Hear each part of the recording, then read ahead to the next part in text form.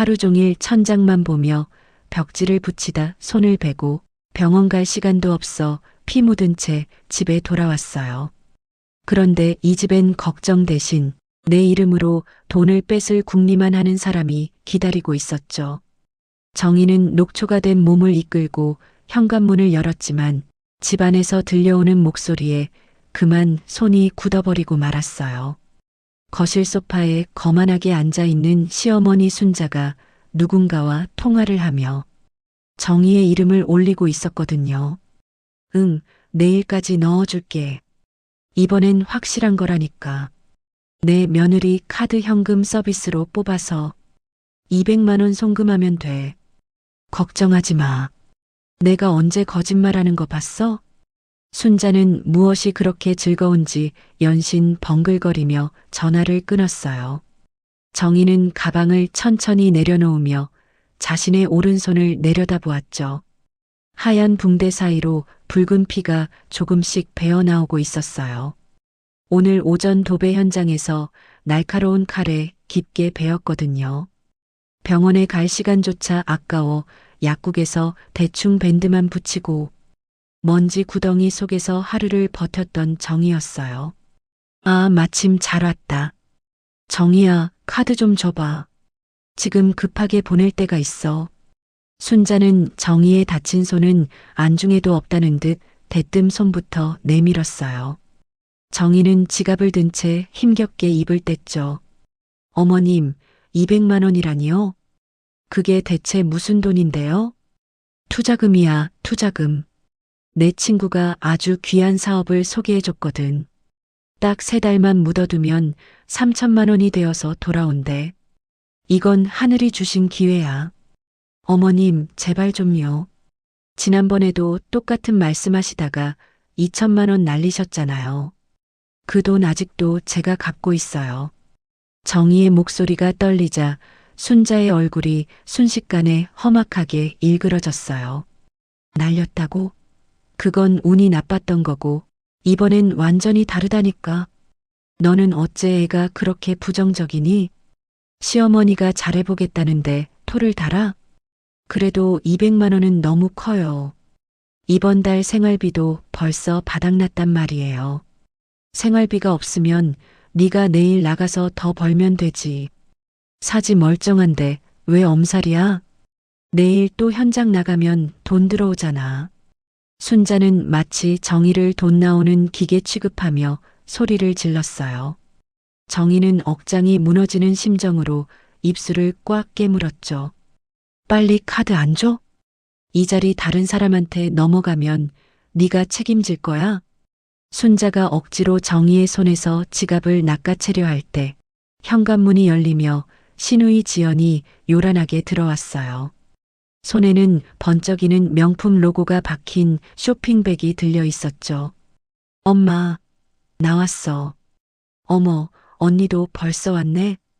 지연은 새 가방을 높이 들어 보이며 정희 앞에서 보란 듯이 흔들어댔어요. 이것 좀 봐, 엄마.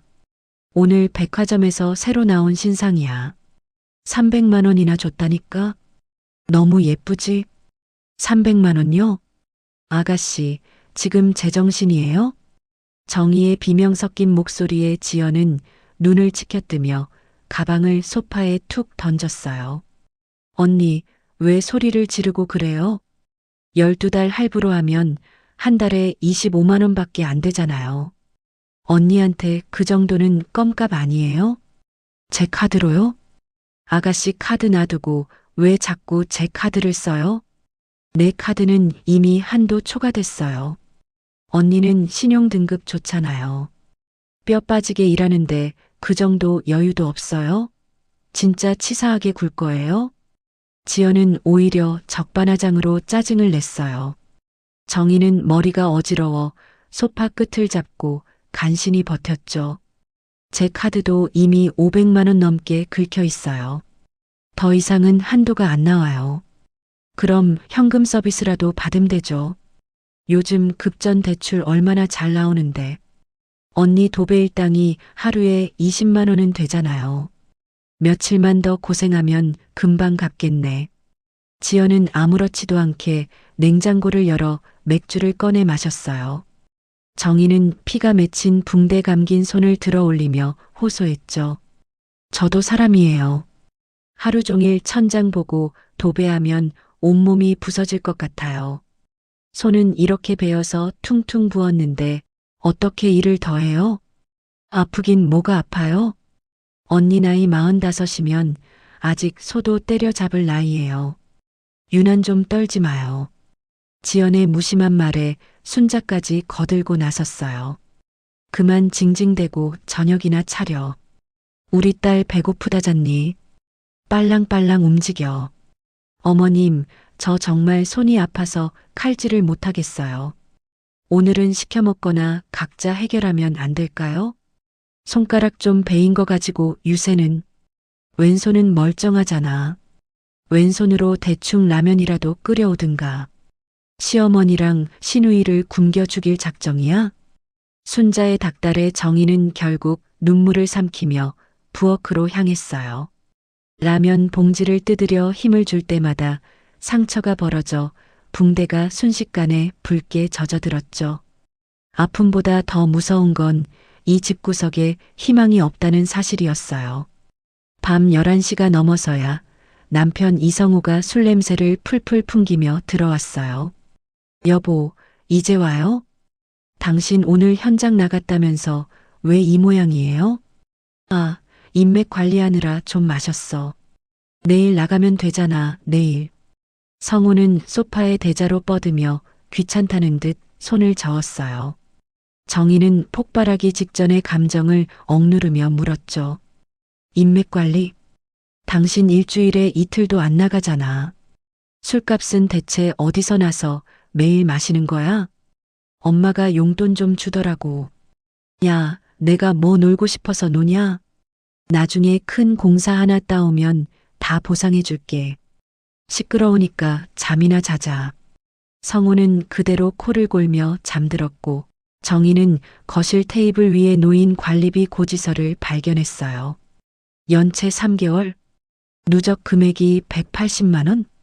분명 순자가 관리비는 자기가 낸다고 큰 소리 쳤는데 전부 거짓말이었던 거예요. 서랍을 뒤져보니 전기세, 수도세, 심지어 인터넷 요금까지 줄줄이 독촉장이 날아와 있었죠. 더 충격적인 건 그 밑에 깔린 은행 통지서였어요. 시어머니 명의의 집이 이미 담보대출 한도를 초과해 압류 직전이라는 통보였죠. 집까지 담보로 잡혔다고? 대체 이 돈들이 다 어디로 간 거야? 정희는 자신의 지갑에서 카드 5장을 꺼내 펼쳐놓았어요. 시어머니의 근거 없는 투자, 시누이의 사치스러운 명품, 남편의 유흥비. 이 모든 지옥 같은 지출이 정이라는 이름 하나에 묶여 돌아가고 있었던 거죠. 그때 물을 마시러 나온 순자가 차갑게 쏘아붙였어요. 아직도 안 자고 뭐해? 너 설마 내 서랍 뒤진 거니? 어머님, 이 고지서들 다 뭐예요? 집 담보대출은 또 언제 받으신 거고요? 저 몰래 저를 어디까지 이용하신 거예요? 이용이라니 말이 짧다. 네가 벌어오는 돈이 시원치 않으니까. 내가 재테크 좀 해보려다 그렇게 된 거지. 그게 다 우리 가족 잘 살자고 한 일 아니야?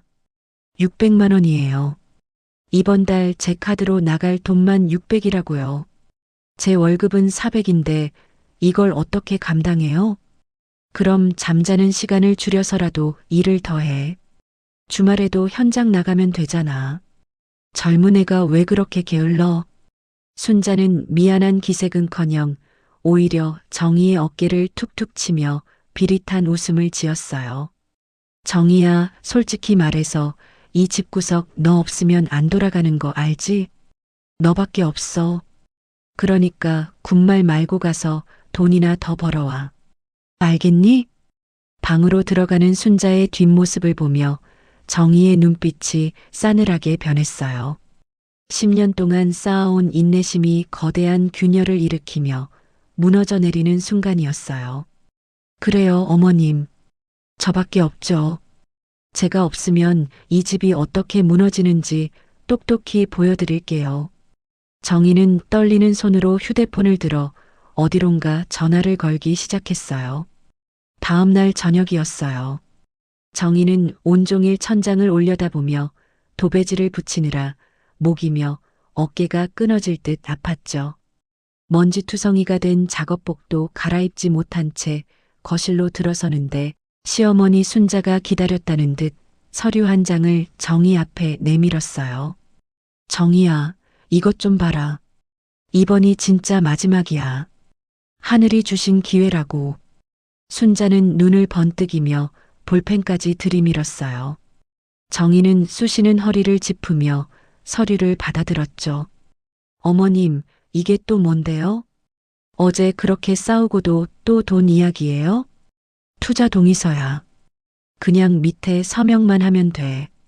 아주 간단한 거야. 너는 손가락만 까딱하면 우리 집안 팔자가 피는 거라니까. 순자는 마치 금덩어리라도 발견한 사람처럼 환하게 웃었죠. 정희는 서류를 한 장 한 장 넘겨보기 시작했어요. 세 장으로 된 서류였는데 첫 장에는 화려한 수익률이 적혀 있었지만 마지막 장으로 갈수록 정희의 안색은 창백하게 변해갔어요. 어머님, 이거 투자 동의서가 아니잖아요. 보증서잖아요. 그것도 제 이름으로 된 단독 보증서요. 정희의 목소리가 거실을 울리자 순자는 대수롭지 않다는 듯 혀를 찼어요. 보증이면 어때서 그러니? 어차피 석 달만 있으면 원금의 이자까지 싹 들어올 텐데. 이건 그냥 형식상 필요한 절차라니까. 형식이요? 여기 보니까 3천만 원 투자에 제가 모든 책임을 지는 단독 보증인으로 되어 있어요. 이게 어떻게 형식이에요? 돈 못 받으면 제가 3천만 원을 다 갚아야 한다고요. 정희가 서류를 바닥에 내팽개치며 단호하게 말하자 방에서 과자를 먹으며 나오던 시누이 지연이 끼어들었어요. 아이고, 올케 언니. 뭘 그렇게 빡빡하게 굴어요? 우리 엄마가 투자 한두 번 해보는 사람이야? 이번엔 진짜라니까요. 아가씨는 입 다물어요. 작년에 어머님이 5천만 원 날렸을 때도 아가씨가 옆에서 부추겼잖아요. 그 돈 갚느라 내가 밤낮으로 현장 뛰는 거 안 보여요? 정희의 분노 섞인 외침에도 지연은 오히려 어깨를 으쓱하며 껌을 쩍쩍 씹어댔죠. 그건 그때고 이번엔 확실한 정보라니까요. 그리고 언니 솔직히 말해서 언니 말고 우리 집에 보증 설 수 있는 사람이 누가 있어요? 우리 엄마랑 나 그리고 오빠까지 다 신용불량자인데. 그 말에 정희는 뒤통수를 세게 얻어맞은 기분이었어요. 신용불량요?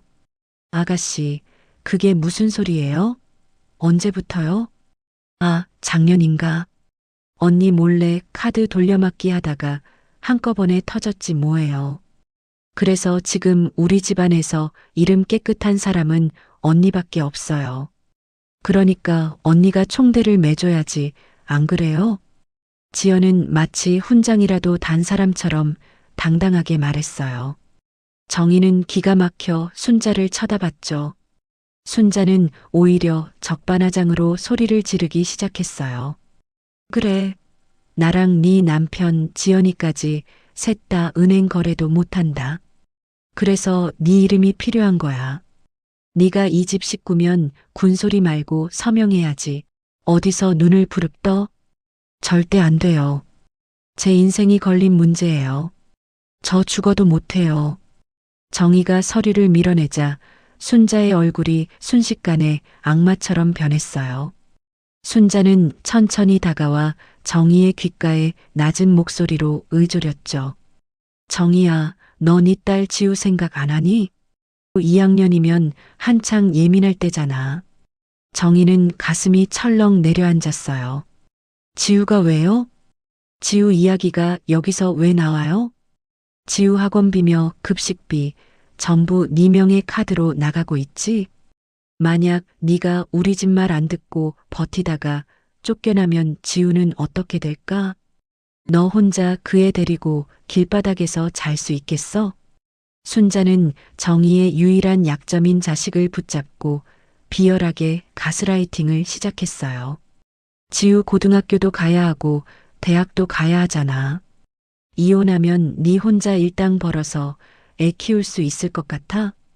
애 인생 망치고 싶지 않으면 조용히 서명해. 이건 너를 위해서도 최선의 선택이야. 순자의 위협적인 눈빛에 정희는 눈물이 왈칵 쏟아졌어요. 이 지옥 같은 집구석에서 지우를 지키기 위해선 선택의 여지가 없는 것처럼 느껴졌죠. 정희는 부들부들 떨리는 손으로 순자가 건넨 볼펜을 잡았어요. 어머님 정말 이번이 마지막인 거죠? 이번만 하면 다시는 돈 이야기 안 하시는 거죠? 그럼 내가 약속하마. 이번만 잘 되면 너 일 안 나가게 해줄게. 얼른 써라. 순자의 독촉에 정희는 결국 서류 맨 아래에 자신의 이름을 써내려갔어요. 김정희. 그 세 글자가 마치 자신의 목을 조르는 밧줄처럼 느껴졌죠. 서명이 끝나자마자 순자는 기다렸다는 듯 서류를 낚아채며 방으로 쏙 들어가 버렸어요. 지연은 옆에서 역시 올케 언니가 최고야라고 말했죠. 하지만 비극은 이틀 뒤에 바로 터졌어요. 정희가 은행 앱을 확인하는데 자신의 마이너스 통장에서 2천만 원이 순식간에 빠져나간 거예요. 이게 뭐야? 2천만 원이 왜 갑자기? 정희는 사색이 되어 거실로 뛰어나갔어요.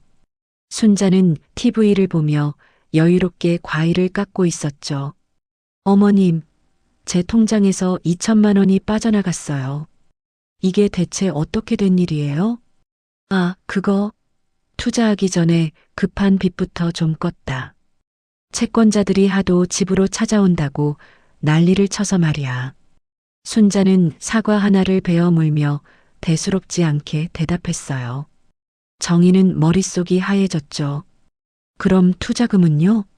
3천만 원 투자해서 팔자 고친다면서요. 투자는 1,000만 원만 해도 충분해. 나머지는 급한 불 끄는 데 쓰는 게 맞지. 네가 돈의 우선순위를 몰라서 그러는구나. 어머님, 이건 사기잖아요. 처음부터 저 속이신 거잖아요. 정희가 울부짖자 순자는 리모컨을 바닥에 쾅 내려치며 소리를 질렀어요. 사기라니. 시어머니한테 못하는 소리가 없어. 가족끼리 돈 좀 융통해서 쓴 게 무슨 사기야? 너 자꾸 이런 식으로 버릇없게 굴면 지우고 뭐고 다 끝인 줄 알아. 정희는 바들바들 떨며 방으로 들어와 문을 잠갔어요. 그리고 떨리는 손으로 투자 계약서에 적혀 있던 상대방의 이름을 검색해 보았죠. 투자 전문가라던 강민수라는 이름을 치자마자 충격적인 기사들이 쏟아져 나왔어요. 수백억대 투자 사기로 이미 구속 기소되었다가 보석으로 풀려난 상습 사기꾼이었죠. 더 소름 끼치는 건 그를 고소한 명단 중에 박순자라는 이름이 이미 올라와 있었다는 사실이었어요. 세상에, 어머님은 이미 사기를 당했던 사람한테 내 이름까지 팔아서 돈을 또 갖다 바친 거야? 정희는 온몸에 소름이 돋고 구역질이 났어요. 시어머니는 자신이 살기 위해 며느리를 지옥 구덩이로 밀어 넣은 것이었죠. 10년 동안 가족이라 믿고 희생했던 정희의 가슴 속에서 차가운 분노가 들끓기 시작했어요. 좋아요, 어머님. 당신들이 나를 사람으로 안 본다면 나도 더 이상 사람 대접 안 해줄게요. 이 집구석 내 손으로 직접 무너뜨려 주겠어. 정희는 눈물을 닦고 서랍 깊숙한 곳에서 녹음기를 꺼냈어요. 이제는 방어할 때가 아니라 공격할 때였으니까요. 일주일 뒤 정희는 먼지가 자욱한 도배 현장에서 사다리에 올라타 있었어요. 그때 요란하게 울리는 휴대폰 진동에 서둘러 내려와 전화를 받았죠. 낯선 번호였어요. 여보세요? 김정혜 씨 맞습니까? 여기는 서울중앙저축은행 채권관리팀입니다. 차갑고 기계적인 목소리가 수신기를 타고 흘러나왔어요. 정희는 불길한 예감에 심장이 덜컥 내려앉았죠. 채권관리팀요? 무슨 일이신데요? 저 대출 받은 적 없는데요. 본인이 직접 빌린 건 아니지만 박순자 씨 보증건으로 연락드렸습니다. 현재 원금 3천만 원에 연체이자 450만 원까지 합쳐서 총 3,450만 원입니다.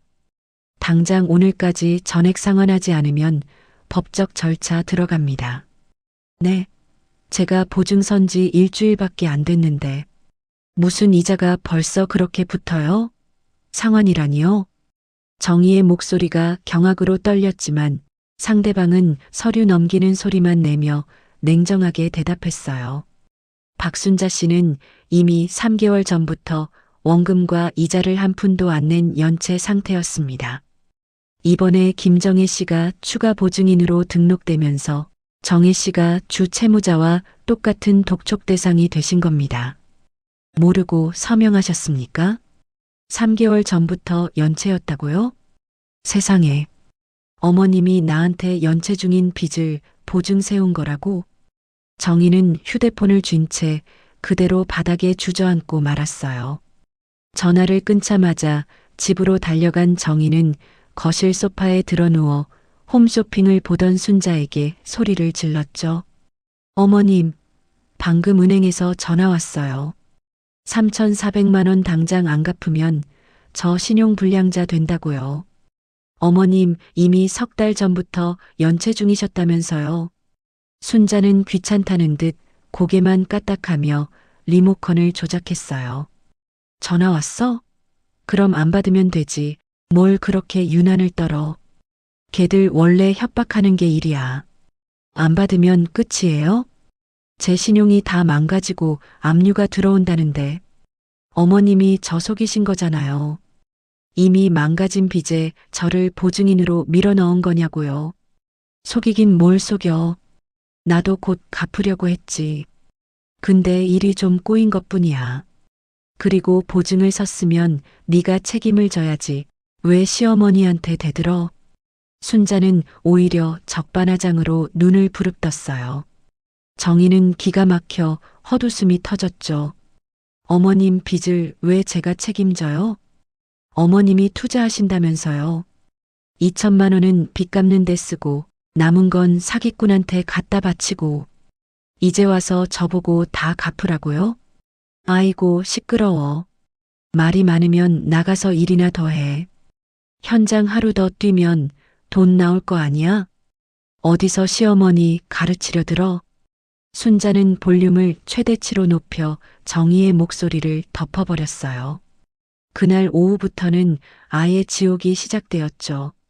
캐피탈, 저축은행, 사채업자까지 번갈아가며 정희의 휴대폰을 울려댔어요. 심지어 저녁 무렵에는 험악하게 생긴 남자 둘이 집 초인종을 부술듯이 눌러댔죠. 박순자, 돈 안 갚고 어디 숨었어? 당장 나와. 정희가 사색이 되어 문을 열자 시뻘겋게 달아오른 남자가 정희의 앞을 가로막았어요. 그때 방에서 얼굴만 쏙 내민 시누이 지연이 정희를 가리키며 외쳤죠. 아저씨들, 저기 있는 여자가 이 집 며느리 김정희예요. 보증 선 사람 저 여자니까 저 여자한테 따지세요. 저는 아무 상관없는 딸이라니까요. 지연은 비겁하게 정희를 방패막이로 내세우고는 방문을 걸어 잠갔어요. 정희는 꼼짝없이 현관에서 낯선 남자들에게 멱살이 잡힐 듯한 위협을 당하며 1시간 넘게 시달려야 했죠. 밤늦게 술에 취해 비틀거리며 들어온 남편 성호는 정희의 눈물 섞인 호소를 듣고도 코웃음만 쳤어요. 당신 어디 있었어? 채권자들이 집까지 찾아와서 나를 끌고 가려고 했다고. 당신 엄마 빚인데 왜 나만 당해야 해? 아, 시끄러워 죽겠네. 내가 뭐 어쩌라고. 우리 엄마 일은 엄마가 알아서 하겠지. 나는 몰라. 당신이 가족이야? 어떻게 남의 일 보든 말해. 당신 요즘 밤마다 누구 만나고 다니는 거야? 여자 생긴 거 아니야? 정희의 날카로운 질문에 성호의 눈빛이 순간 흔들렸어요. 하지만 이내 목소리를 높여 정의를 몰아세웠죠. 뭐, 여자? 너 지금 누구 인생 망치려고 작정했어? 친구 누나랑 잠깐 일 얘기 좀 한 거 가지고 어디서 바람 타령이야? 친구 누나랑 팔짱 끼고 다니는 게 일 얘기야? 현장에서 당신 본 사람이 한둘이 아니라고. 아, 너나 똑바로 해. 돈이나 많이 벌어오란 말이야. 네가 돈을 괴짝으로 벌어왔으면 내가 밖으로 돌겠어? 다 네가 무능해서 집구석 분위기가 이 모양인 거야. 성호는 오히려 정의 탓을 하며 안방 문을 쾅 닫고 들어가 버렸어요. 다음 날 아침 부엌에서 마주친 순자는 정의에게 물 한 잔을 건네기는커녕 비릿한 웃음을 지으며 말했어요. 정의야, 어제 채권자들 잘 쫓아냈지? 보니까 너 아주 깡다구가 좋더라. 앞으로도 그렇게 네가 다 막아. 어머님, 저 정말 못 버티겠어요. 성호 씨 바람 피우는 것 같은데 제가 어디까지 참아야 해요? 이 집 식구들은 저를 사람으로 보긴 하는 거예요? 바람, 그게 지금 중요하니? 지금 집이 넘어가게 생겼는데 고작 여자 문제로 징징대? 보증 문제부터 해결해. 돈만 해결되면 성호도 돌아오겠지. 며느리는 자고로 집안의 방패가 되어야 하는 법이야. 순자는 정희의 어깨를 툭 치고 지나갔어요. 정희는 그제야 깨달았죠. 이 집구석에서 정희는 가족도 며느리도 아니었어요. 그저 쏟아지는 화살을 대신 맞아주는 방패이자 돈을 찍어내는 기계일 뿐이었던 거죠. 정희는 차갑게 식은 눈으로 순자의 뒷모습을 노려보았어요. 방패라고요? 좋아요. 제가 방패 노릇을 그만두면 이 집이 어떻게 무너지는지 뼈저리게 느끼게 해드릴게요.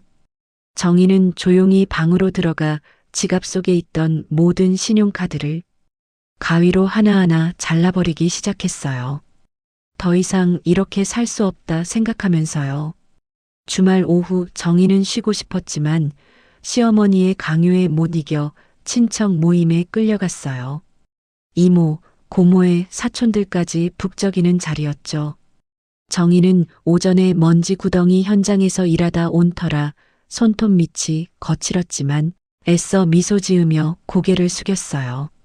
어머, 정희 왔네. 도배일이 그렇게 고되다더니 얼굴이 반쪽이 됐어. 친척들이 한마디씩 던지는 인사를 받으며 정희가 자리에 앉자마자 순자가 기다렸다는 듯 입을 열었어요. 말도 마. 우리 며느리가 이번에 큰일 하나 했잖니. 내 보증을 3천만 원이나 섰는데 은행에서도 우리 며느리 이름 석자면 다 통과래. 아주 대단해. 순자의 자랑 섞인 비아냥에 친척들의 시선이 일제히 정희에게 꽂혔어요. 정희는 수치심에 얼굴이 확 달아올랐죠. 어머, 보증을 섰어? 3천만 원이나? 도배일 땅 받아가지고 그걸 언제 다 갚으려고? 그러게 말이야. 하루에 20만 원 받아봐야 한 달에 600인데 자기 먹고 자고 하면 반년은 꼬박 벽지만 발라야겠지? 그래도 우리 정희가 힘이 좋아서 금방 갚을 거야. 그치? 순자는 껄껄 웃으며 정희의 어깨를 툭툭 쳤어요. 친척들도 덩달아 비웃음을 섞어가며 맞장구를 쳤죠. 정희는 주먹을 불끈 쥐며 낮은 목소리로 말했어요. 어머니, 그만하세요. 여기서 하실 말씀은 아니잖아요. 왜? 가족끼리 못할 말이 어디 있어? 며느리가 시댁 위기에 몸 던지는 게 당연한 도리지. 안 그래? 당연한 게 아니에요. 저도 제 생각이 있고 제 인생이 있다고요. 정희가 참다 못해 목소리를 높이자 순식간에 분위기가 싸늘해졌어요. 순자는 눈을 부라리며 찻잔을 탁 내려놓았죠. 인생? 시집 온 여자가 무슨 놈의 인생을 따로 찾아? 시댁이 잘 되는 게 네 인생이고 팔자야. 어디서 어른들 앞에서 인생 타령이야? 정희는 더 이상 그 지옥 같은 자리에 앉아 있을 수 없었어요. 저 먼저 가보겠습니다. 가방을 챙겨 일어나는 정희의 뒤통수에 순자가 소리를 질러댔어요. 가긴 어딜까? 집 가서 상이나 차려놔. 우리 친척들 다 가서 술 한잔할 거니까 안주까지 싹 준비해 놓으라고. 정희는 뒤도 돌아보지 않고 밖으로 뛰쳐나왔어요. 차가운 바람을 맞으니 그제야 참았던 눈물이 뺨을 타고 흘러내렸죠. 하지만 정희의 시련은 여기서 끝이 아니었어요. 다음 날 먼지 가루를 뒤집었으며 현장에서 벽지를 바르고 있는데 지연에게 전화가 왔어요. 올케 언니, 어디에요? 나 지금 백화점인데 카드가 한도 초과라고 뜨네. 언니가 지금 빨리 와서 결제 좀 해줘요. 아가씨, 저 지금 현장이에요. 일하는 중에 거길 어떻게 가요? 아니, 카드 주인이 와야 결제가 되죠. 내가 지금 300만 원짜리 가방 결제하려는데 딱 하나 남았단 말이에요. 이거 놓치면 나 죽어요. 제 카드 한도 지난번에 다 찼다고 말씀드렸잖아요. 돈 없어요. 정희가 단호하게 거절하자 지연은 짜증스럽게 혀를 찼어요. 아이고, 진짜 융통성 없긴. 그럼 현금 서비스라도 받아오면 되잖아요. 언니 이름으로 대출 잘 나온다면서요? 이 가방은 투자야, 투자. 내가 이거 들고 좋은 남자 만나야 언니 고생도 끝나잖아요. 요샌 명품 재테크도 하는데 몰라요? 아가씨 가방 사주려고 빚까지 내라고요? 전 못해요. 끊으세요. 정희가 전화를 끊어버리자 10분 뒤 다시 벨이 울렸어요. 이번엔 지연의 목소리가 얼음장처럼 차가웠죠. 언니, 진짜 이럴 거예요? 그까지 벽지 바르는 일이 내 가방보다 중요해요? 언니가 시댁 식구들한테 이렇게 야박하게 굴면 나중에 어떻게 감당하려고 해요? 협박조로 전화를 끊은 지연 때문에 정희는 가슴이 떨려 도저히 일을 계속할 수 없었어요.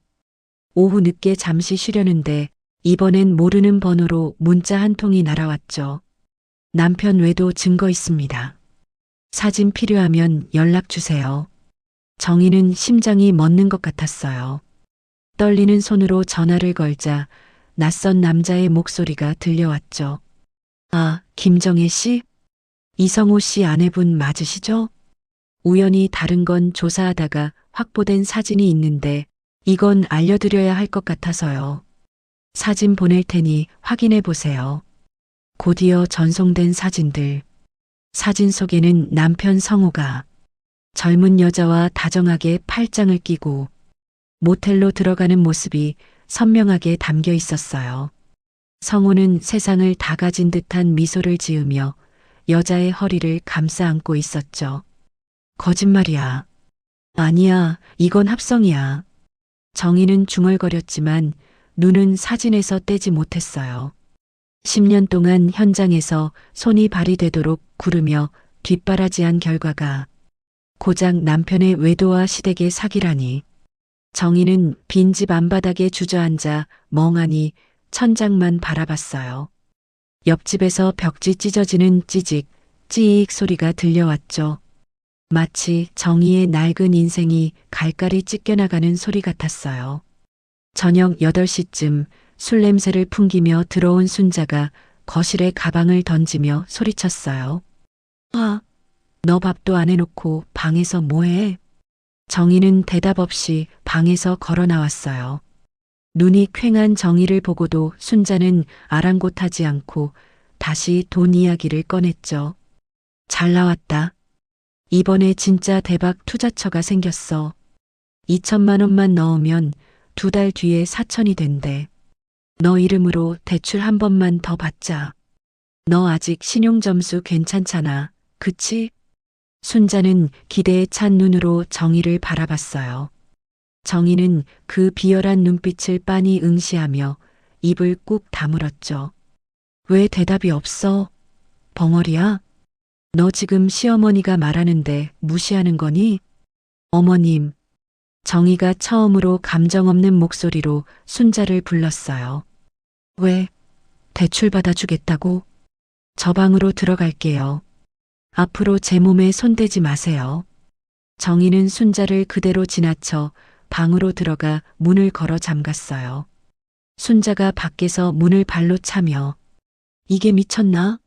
어디서 문을 잠가? 하고 고함을 질러댔지만 정희는 침대에 누워 휴대폰 속 성우의 외도 사진을 다시 띄웠어요. 나는 이 사람들에게 뭐였을까? 차디찬 방 안에서 정희는 결심했어요. 10년의 인내를 끝내고 이제 이들이 가진 모든 것을 앗아갈 가장 잔혹한 복수를 시작하기로요. 그날 밤 정희는 단 한 번도 시댁 식구들을 위해 부엌에 들어가지 않았어요. 새벽 4시 칠흑 같은 어둠 속에서 정희는 홀로 눈을 떴어요. 옆에서 술 냄새를 풍기며 코를 골고 자는 남편 성우의 얼굴을 보니 구역질이 올라왔죠. 정희는 조심스럽게 방을 빠져나와 거실 식탁에 노트북을 폈어요. 이제는 감정에 휘둘릴 때가 아니라 차갑게 전쟁을 준비할 때였거든요. 정희는 떨리는 손으로 은행 앱에 접속했어요.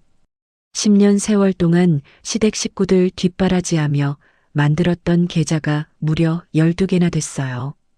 주거래 통장부터 비상금 통장까지 하나하나 열어보던 정희는 그만 헛웃음을 터뜨리고 말았어요. 세상에, 이 집구석이 통째로 내 피 같은 돈으로 굴러가고 있었네.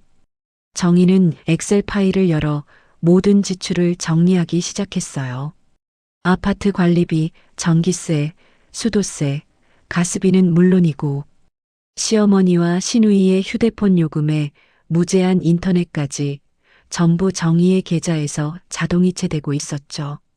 정희의 월급 400만 원은 통장에 찍히기가 무섭게 시댁의 고정 지출로 썰물처럼 빠져나가고 있었던 거예요. 한 달 고정 지출만 250인데 내 월급이 400이야. 그럼 나는 지난 10년 동안 뭘 먹고 산 거지? 정희는 카드 명세서를 낱낱이 파헤쳤어요. 순자의 근거 없는 투자금, 송금 내역, 지연이 백화점에서 긁어댄 명품 할부금, 그리고 남편 성우가 밤마다 유흥업소에서 뿌리고 다닌 술값까지. 작년 한 해 동안 정희의 이름으로 나간 돈만 7천만 원이 넘었죠. 정희는 손이 부들부들 떨렸지만 결코 눈물을 흘리지 않았어요. 대신 차갑게 숫자들을 적어 내려갔죠. 서랍 깊숙한 곳에서 오래된 비상금 통장 하나를 발견했어요. 2년 전 순자가 사업에 실패해 죽는 소리를 하길래 빚 갚으라고 건네줬던 통장이었죠. 분명 600만 원을 채워 넣어줬는데 잔액은 고작 200만 원 뿐이었어요. 어머님이 빚 갚는 척하면서 야금야금 400만 원을 다시 빼가셨구나. 정말 대단하시네. 정희는 휴대폰을 켜서 순자와 주고받았던 문자 메시지를 훑기 시작했어요. 정희야, 카드 좀 보내봐라. 급하다. 오늘 내 친구 계좌로 100만 원만 싸라. 네 이름으로 통장 하나 더 뚫어라. 같은 갈취에 가까운 대화들을 하나하나 캡처했죠. 손가락이 마비될 정도로 스크린샷을 찍으며 증거를 수집했어요. 순자가 투자 사기를 모의하던 통화 녹음 파일도 찾아냈어요. 이번 투자는 100%야. 며느리 이름으로 대출받으면 되니까 걱정 말라고. 속삭이는 순자의 목소리를 듣는 순간 정희의 눈빛은 얼음장처럼 차가워졌죠.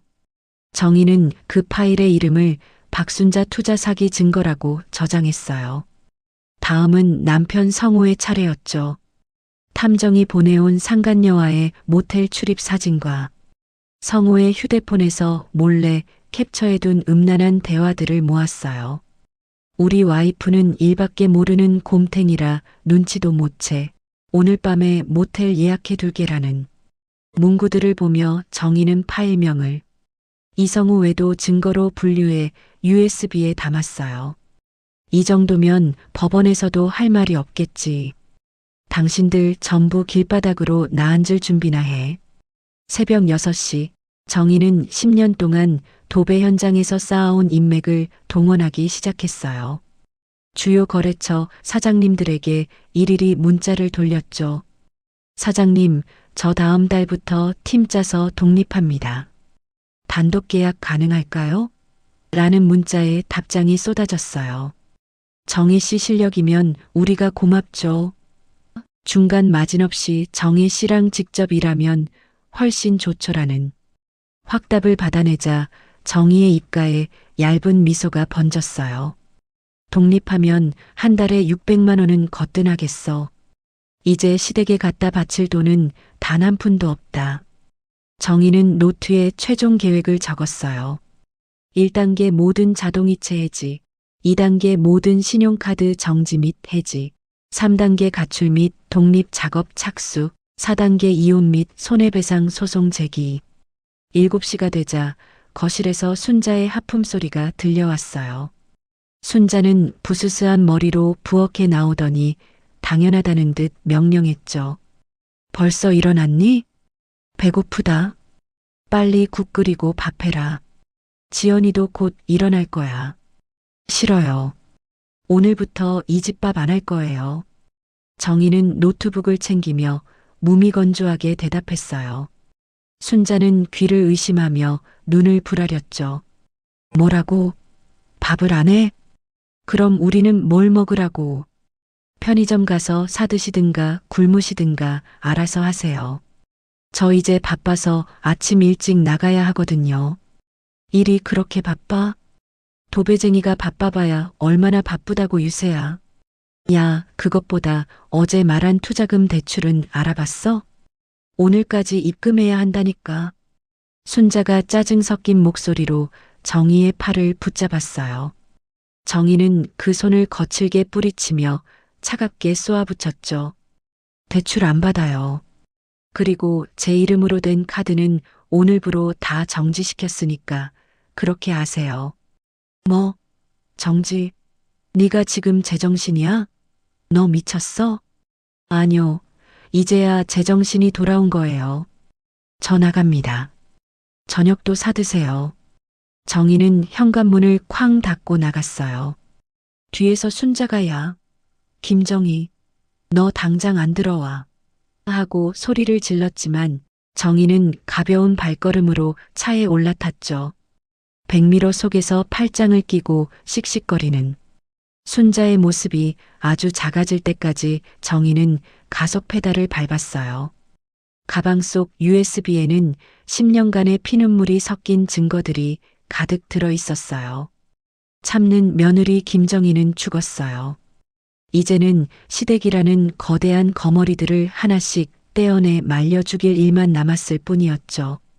그날 오전 10시 정희는 먼지 묻은 작업복 대신 깔끔한 옷을 입고 주거래 은행 창구에 앉아 있었어요.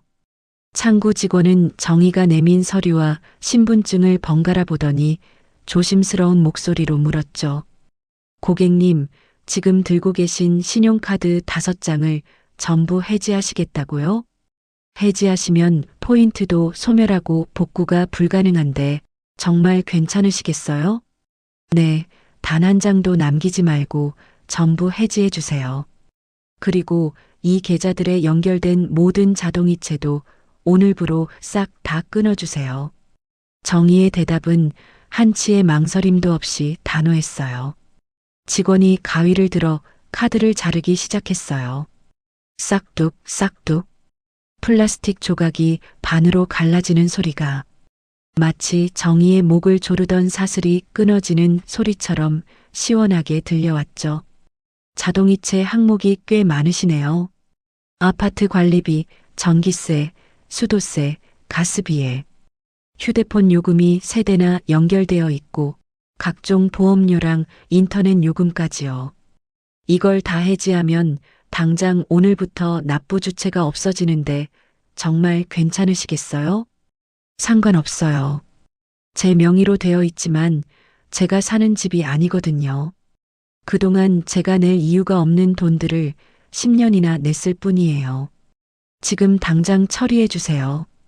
정희는 차분하게 서류에 서명을 마쳤어요. 단 30분 만에 10년 동안 정의의 고열을 짜내던 시댁의 돈줄이 단번에 끊겨버렸죠. 은행 문을 나서는 정의의 입가엔 서늘한 미소가 번졌어요.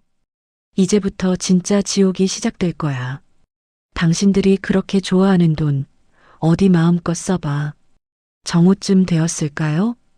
조용하던 거실에서 신우이 지연의 비명 섞인 목소리가 터져 나왔어요. 지연은 백화점 카드센터에서 온 전화를 붙잡고 소파에서 벌떡 일어났죠. 뭐라고요? 승인 거절이라니요. 제 카드 한도가 얼마나 높은데. 어제까지만 해도 잘 썼단 말이에요. 다시 확인해 보세요. 하지만 수신기 너머에서는 기계적인 대답만 돌아왔어요. 카드가 해지했다는 청천벽력 같은 소식이었죠. 지연은 얼굴이 하얗게 질려 거실에서 낮잠을 자던 순자를 흔들어 깨웠어요. 엄마 큰일 났어. 미쳤나 봐. 카드를 다 해지했대. 백화점에서 방금 전화 왔어. 할부 결제가 안 된다고. 뭐? 해지를 해? 아니, 그 미련한 년이 감히 누굴 죽이려고 카드를 끊어. 순자가 벌떡 일어나 자기 휴대폰을 확인한 순간 경악스러운 문자들이 폭포수처럼 쏟아지기 시작했어요. 관리비 미납 독촉, 전기세 자동이체 실패, 휴대폰 요금 연체로 인한 정지 예고. 심지어 순자가 가입해둔 수십 개의 보험료까지 전부 미납 처리되었다는 알림이 단말기를 가득 채웠죠. 이게 무슨 일이야? 김정희 인연이 진짜 작정을 했구나. 순자가 미친 듯이 정희에게 전화를 걸었지만 돌아오는 건 고객님이 전화를 받을 수 없다는 차가운 기계음뿐이었어요. 순자는 거실을 서성이며 10번, 20번 전화를 걸었지만 정희는 단 한 번도 받지 않았죠. 오후 2시가 되자 관리사무소에서 마지막 경고 전화가 걸려왔어요. 403호 박순자님이죠? 관리비가 벌써 3개월째 연체인데 오늘 오전부로 자동이체까지 해지됐네요. 오늘 오후 5시까지 직접 방문해서 수납 안 하시면 규정대로 단수 조치 들어갑니다. 물 끊긴다고요. 아시겠어요? 단수요? 여보세요. 관리소장님. 아유, 잠깐만요. 전화는 무정하게 끊겼고 순자의 안색은 흑빛이 되었어요. 지연은 옆에서 발을 동동 구르며 울먹였죠. 엄마 어떡해? 나 휴대폰 정지되면 친구들도 못 만나고 가방 결제도 못 하잖아. 언니가 진짜 우리 다 죽이려나 봐. 닥치고 있어. 내가 지금 머리가 터질 것 같으니까. 오후 4시 술 기운이 가시지 않은 얼굴로 집에 들어온 성우도 예외는 아니었어요. 성우는 현관에 들어서자마자 소리를 질러댔죠. 엄마, 내 휴대폰 왜 이래? 왜 전화가 안 걸리냐고. 나 지금 중요한 약속 있는데 연락이 안 돼서 미치겠어. 네 와이프한테 가서 물어봐. 그 지독한 년이 카드고 뭐고 싹 다 끊어버렸어. 집안 꼴이 지금 풍비박산 났다고. 순자의 고함에 성우는 멍하니 휴대폰을 들여다봤어요. 정말로 수신과 발신이 모두 차단되어 있었죠. 성우는 부들부들 떨며 정희에게 야, 장난해? 지금 뭐 하는 거야? 당장 집으로 와서 카드 다시 살려놔. 이거 범죄인 거 몰라? 라고 독서를 퍼붓는 문자를 보냈지만 정희에게선 아무런 대답도 없었어요. 저녁 7시 마침내 정희가 현관문을 열고 들어왔어요. 거실에 모여있던 세 식구가 마치 굶주린 늑대들처럼 정희에게 달려들었죠. 아, 김정희, 너 미쳤어? 네가 뭔데 우리 집 생활비를 다 끊어. 너 오늘 죽고 싶어서 환장했니? 순자가 정희의 머리채를 잡으려 들자 정희는 차가운 눈빛으로 순자의 손목을 획 낚아채 던져버렸어요. 평소답지 않은 정희의 힘에 순자가 소파 위로 나동그라졌죠. 제 명의의 카드를 제가 해지했는데 무슨 문제라도 있어요? 그동안 제 월급 몽땅 털어서 당신들 사치 부리고 도박 같은 투자하는 거 먹여 살려줬으면 됐잖아요. 이제 내 돈 단 한 푼도 당신들 입으로 안 들어가요. 여보, 말이 너무 심하잖아. 가족끼리 어떻게 이래? 당장 카드 복구시켜. 내 체면이 뭐가 돼? 성우가 씩씩거리며 다가오자 정희는 비릿한 웃음을 지으며 가방 속에서 두툼한 서류 봉투를 꺼내 거실 테이블 위로 던졌어요. 체면? 당신 같은 인간한테 체면이라는 게 있었어? 여기 봐. 당신이 그 잘난 친구 누나랑 모텔 드나들면서 내 카드로 술 처먹고 명품 사준 영수증이랑 사진 20장이야. 탐정이 아주 선명하게 찍어왔더라고. 봉투가 터지며 성우가 다른 여자와 껴안고 웃고 있는 적나라한 사진들이 거실 바닥에 흩뿌려졌어요. 순자와 지연은 경악하며 사진을 집어들었고 성우는 얼굴이 사색이 되어 입을 벙긋거렸죠. 이거 합성이야. 오해라고. 정희야, 내 말 좀 들어봐. 오해? 그럼 법정에 가서 판사님한테 오해라고 해봐. 상간녀 소장도 오늘 같이 보냈으니까 조만간 연락할 거야. 그리고 이 집 관리비랑 휴대폰 요금 당신들이 직접 내. 난 오늘부로 이 집에서 나갈 거니까. 순자가 정희의 바짓가랑이를 붙잡으며 울며불며 소리쳤죠. 정희야, 내가 잘못했다. 아니, 일단 물은 나오게 해야 할 거 아니야. 돈 좀 빌려줘. 우리가 어떻게 사니? 어머님, 제가 그랬죠? 저밖에 없다고. 이제 저 없으니까 당신들이 그렇게 잘난 대로 한번 살아보세요. 아, 그리고 이 집 담보대출 이자도 제 계좌에서 나갔는데 그것도 끊었으니까 곧 경매예고 통지서 날아올 거예요. 기대하세요. 정희는 차갑게 말을 내뱉고는 현관문을 쾅 닫고 나섰어요.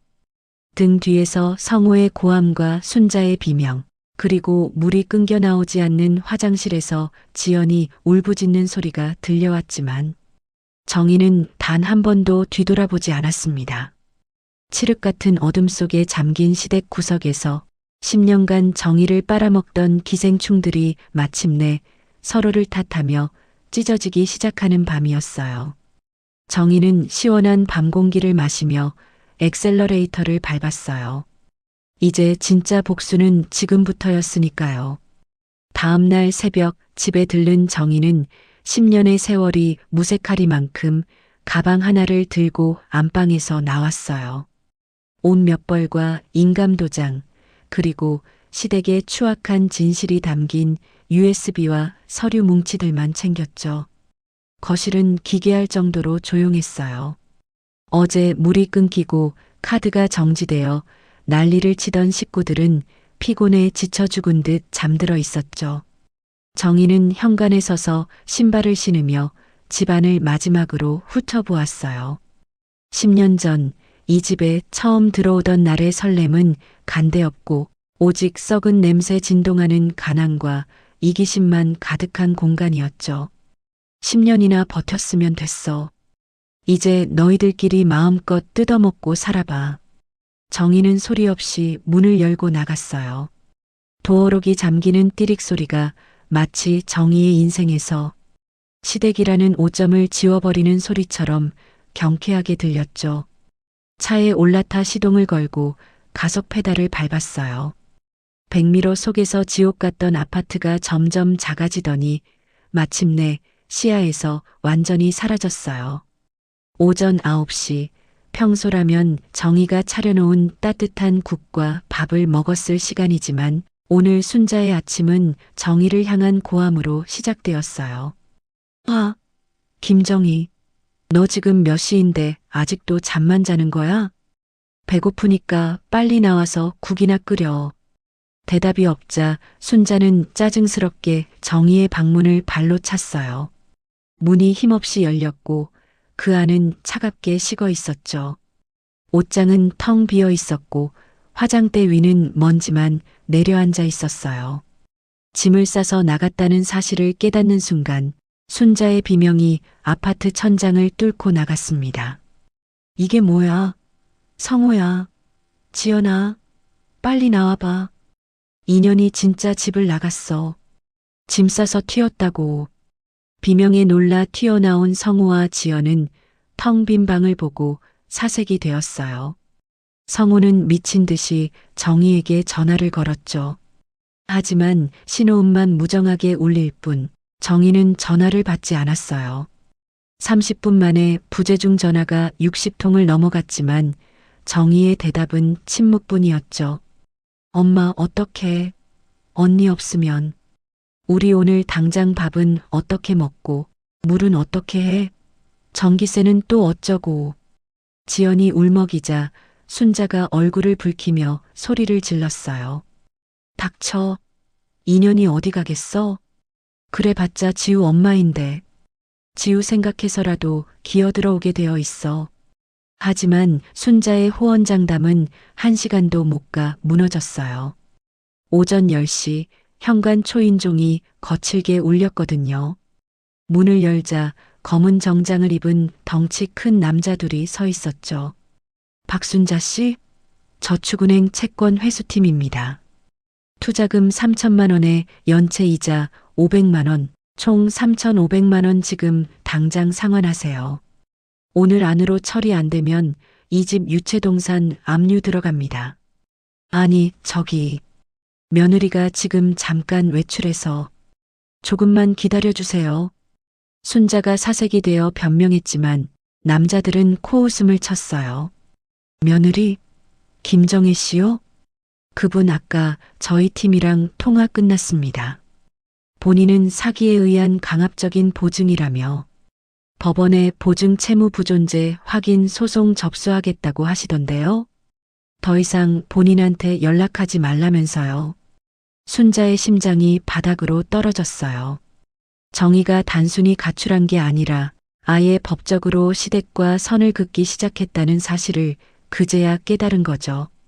남자들은 집 안으로 들어와 거실 소파며 TV에 빨간 압류 딱지를 붙이기 시작했어요. 지연이 비명을 지르며 말렸지만 아무 소용이 없었죠. 정오가 되자 빚쟁이들의 전화가 빗발쳤어요. 순자가 여기저기서 끌어다 쓴 사채며 친구들에게 사기친 투자금 독촉이 한꺼번에 터진 거예요. 설상가상으로 관리실에서도 최후 통보가 왔죠. 403호, 오늘 오후 4시까지. 미납금 안 내면 단수 조치에 이어 단정까지 들어갑니다. 전기도 끊긴다고요. 순자는 주저앉아 성호의 다리를 붙잡고 울부짖었어요. 성호야, 네 마누라한테 빨리 전화해. 빌어라. 일단 와서 이불부터 끄라고 해. 나 감옥 가게 생겼어. 성우가 떨리는 손으로 다시 정희에게 전화를 걸었어요. 수십 번의 시도 끝에 마침내 정희가 전화를 받았죠. 성우는 비굴하게 소리를 낮추어 빌기 시작했어요. 여보, 제발 한 번만 살려줘. 지금 집에 빚쟁이들 들이닥쳐서 빨간 딱지 붙이고 난리도 아니야. 당신 보증 무효 소송은 또 뭐야? 우리 가족이잖아. 제발 돌아와서 정리 좀 해줘. 수신기 너머로 정희의 차가운 코웃음 소리가 들렸어요. 가족? 당신 입에서 가족이라는 말이 참 쉽게도 나오네. 내 카드로 다른 여자랑 호텔 가서 놀아나던 그 입으로 가족을 찾아? 그리고 어머님한테 전해. 그동안 내 월급 가로채서 쓴 거, 투자 사기 증거 다 모아서 고소장 접수했으니까 조만간 경찰서에서 보자고. 여보, 그래도 지우 생각은 해야지. 지우가 이 꼴 보면 뭐라고 하겠어. 성우가 마지막 수단으로 자식 이름을 팔자 정희의 목소리가 서슬 퍼렇게 변했어요. 지우? 지우는 이미 나랑 같이 있어. 오늘 아침 일찍 지우 데리고 나와서 전학 절차 밟는 중이야. 지우가 그러더라. 자기도 그런 아빠랑 할머니 싫다고. 그러니까 지우 팔 생각하지 마. 당신들, 이제 진짜 시작이야. 어두운 데서 촛불이나 켜고 잘 버텨봐. 전화가 뚝 끊겼어요. 그와 동시에 거실 천장의 전등이 깜빡거리더니 완전히 꺼져버렸어요. TV도 냉장고의 웅웅거리는 소리도 일순간 멈췄죠. 반전이 된 거였어요. 엄마, 불 꺼졌어. 물도 안 나와. 무서워, 엄마. 지연이 어둠 속에서 울부짖었고 순자는 바닥을 치며 통곡했어요. 하지만 그들을 도와줄 정의는 이제 세상 어디에도 없었죠. 10년간 정의의 피를 빨아먹으며 호의호식하던 기생충들이 마침내 빛 한 점 없는 어둠 속에 갇힌 밤이었어요. 새벽의 차가운 공기 대신 통유리 너머로 쏟아지는 따스한 햇살이 정의의 얼굴을 비췄어요. 정의는 새로 구한 오피스텔 침대에서 천천히 기지개를 켰죠. 지난 10년 동안 단 한 번도 느껴보지 못한 뼈가 시리도록 달콤한 평화였어요. 협탁 위 휴대폰 화면에는 부재중 전화가 200통, 읽지 않은 문자가 300건을 넘어가고 있었죠. 하지만 정의는 단 한 통도 확인하지 않았어요. 그저 향긋한 커피 한 잔을 내려 창밖에 탁 트인 도심을 바라보며 나지막이 의졸였죠. 세상이 이렇게 조용하고 평화로운 곳이었네. 그동안 나는 왜 그 지옥 속에서 숨이 막혀 죽어가고 있었을까? 정의는 가벼운 몸짓으로 옷을 갈아입고 변호사 사무실로 향했어요. 이미 며칠 전부터 준비해온 모든 서류를 챙긴 채였죠. 중년의 여성 변호사는 정의가 내민 두툼한 서류 뭉치를 꼼꼼히 훑어보더니 안경을 고쳤으며 감탄 섞인 미소를 지었어요. 김정희 씨, 자료가 정말 완벽합니다. 남편의 외도 사진부터 블랙박스 음성, 그리고 시어머니 박순자 씨의 투자 사기 정황이 담긴 녹취록까지. 이 정도면 이혼 소송은 물론이고 양육권, 위자료 청구도 100% 승소입니다. 특히 시어머니가 며느리의 신용을 조직적으로 갈취한 정황은 형사 고소까지 충분히 고려해 볼 법하네요. 변호사님, 제가 가장 걱정되는 건 보증 문제예요. 그 3,400만 원이라는 돈을 정말 제가 다 짊어져야 하나요? 저는 그 돈 구경도 못 해봤거든요. 정의의 절박한 물음에 변호사는 확신에 찬 목소리로 답했죠. 걱정 마세요. 계약 당시 시어머니는 이미 심각한 연체 상태였고 이를 고의로 숨긴 채 며느리에게 보증을 강요했습니다. 이는 법률적으로 기망에 의한 법률행위로 간주됩니다. 보증 채무 부존재 확인 소송을 통해 면제받을 수 있는 사안이에요. 오히려 그동안 강압적으로 지불하게 한 생활비와 대출 이자에 대해 역으로 손해배상을 청구할 수도 있습니다. 정희 씨는 이제 그 사슬에서 완전히 자유로워지는 겁니다. 정희는 10년 동안 가슴을 무겁게 짓눌러 왔던 거대한 바위 덩어리가 마침내 가루가 되어 흩어지는 기분을 느꼈어요. 사무실을 나오는 정희의 발걸음은 깃털처럼 가벼웠죠. 그 시각 암흑천지가 된 시댁 구석은 아비규환 그 자체였어요. 전기도 물도 끊긴 집안에서 썩은 음식 냄새가 진동했죠. 순자는 거실 바닥에 주저앉아 머리를 쥐어뜯으며 정의의 이름을 연신 욕설과 함께 내뱉고 있었어요. 그때 지연이 커다란 캐리어를 질질 끌고 방에서 나왔죠. 엄마, 저 도저히 못 참겠어요. 친구 집으로 갈래요. 여기 있다가는 냄새나고 더러워서 숨 막혀 죽을 것 같아요. 내 피부 다 망가지는 거 안 보여? 뭐, 네가 지금 제정신이야? 너까지 나가면 이 들이닥치는 빚쟁이들을 나 혼자 다 감당하라고? 못 간다. 절대로 못 가. 네가 나가면 나는 누구 돈으로 밥을 먹어. 순자가 지연의 다리를 붙잡고 비굴하게 늘어졌지만 지연은 차갑게 발로 뿌리치며 쏘아붙였어요. 엄마가 애초에 그 사기꾼한테 돈만 안 갖다 바쳤어도 이 꼴 안 났잖아요. 왜 며느리 하나 못 잡아서 집구석을 이 모양으로 만들어? 다 엄마 탓이니까 엄마가 알아서 하세요. 나는 내 인생 살러갈 거니까 잡지 마. 지연은 뒤도 돌아보지 않고 현관문을 박차고 나갔어요. 10년 동안 정의의 피땀 어린 돈으로 명품을 휘감고 거드름을 피우던 신우이의 마지막 모습은 추하기 짝이 없었죠. 홀로 남겨진 순자는 방 구석에서 덜덜 떨며 기어나온 아들 성호의 멱살을 잡았습니다. 성호야, 네 마누라 당장 잡아와.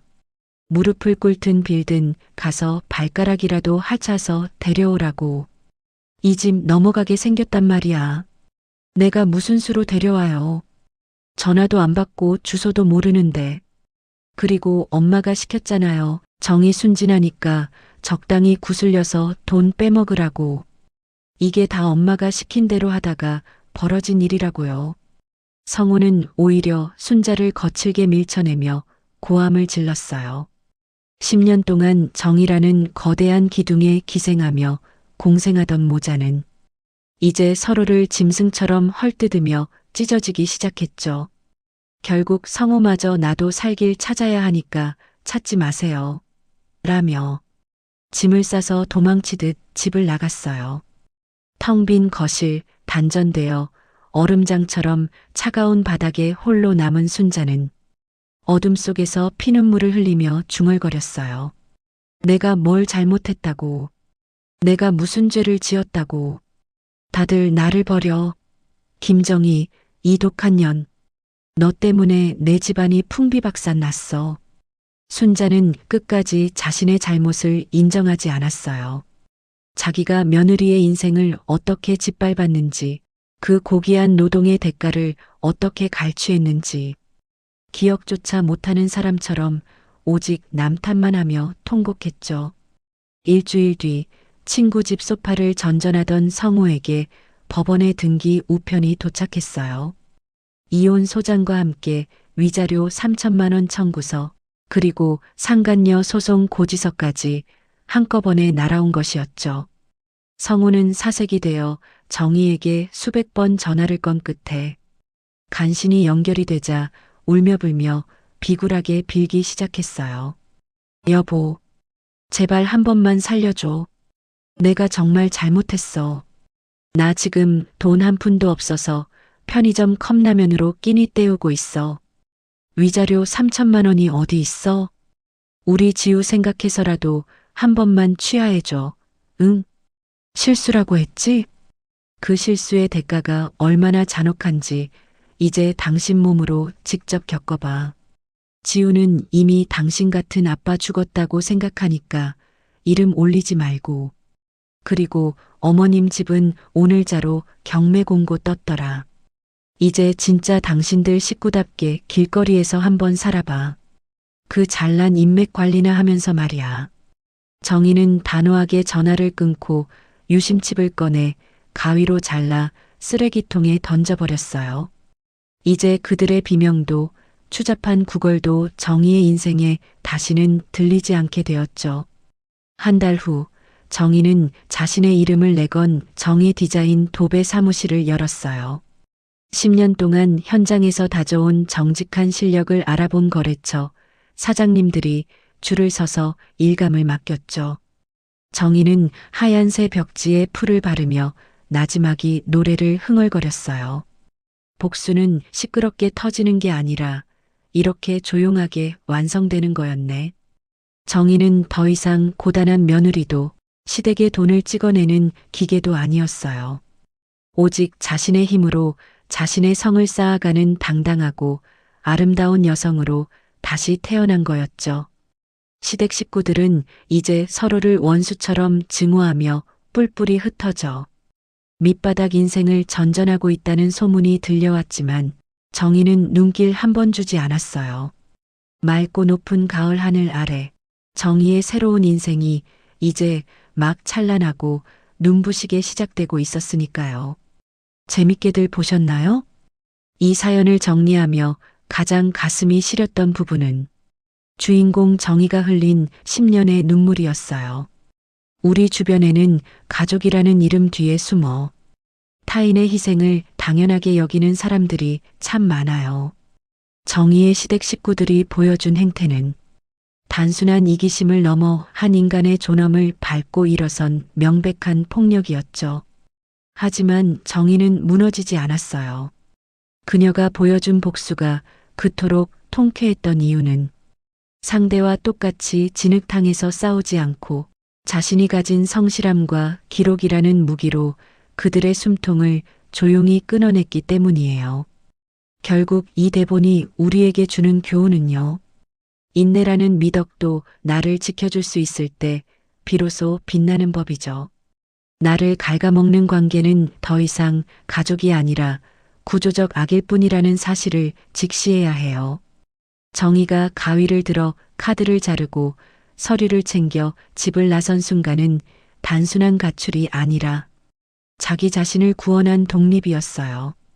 여러분의 선의를 이용하는 사람들에게는 정의처럼 차가운 침묵과 철저한 계산으로 맞서시길 바랄게요.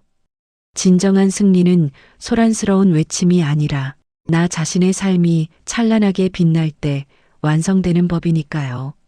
참는 게 미덕인 시대는 이제 끝났어요.